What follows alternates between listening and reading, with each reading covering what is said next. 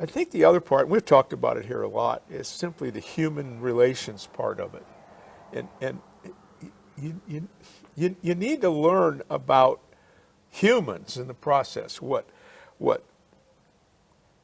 components they have mentally and psychologically and spiritually and cognitively and emotionally and socially. And I don't mean to make that real complicated. Now, what makes humans tick in the process?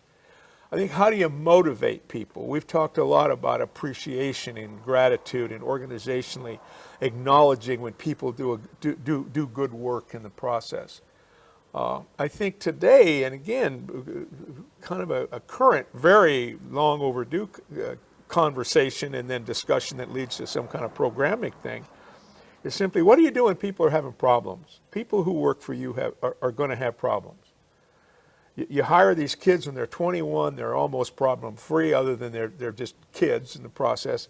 They get married, their folks get older, they have relationship difficulties, they work in places that aren't completely positive, they have kids, and that's the agony and ecstasy of getting to that stage of your life because you have kids.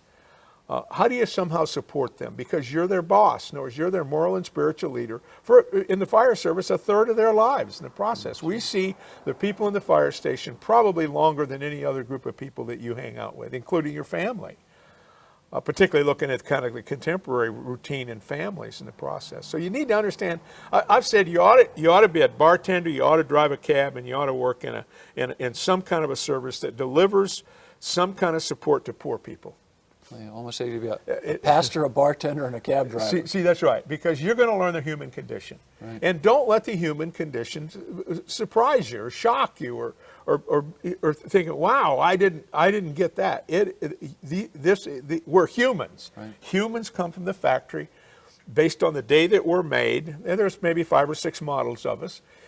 You need to figure out what's going on with people simply in their personal profile, and you got to fit into that, and you got to make it.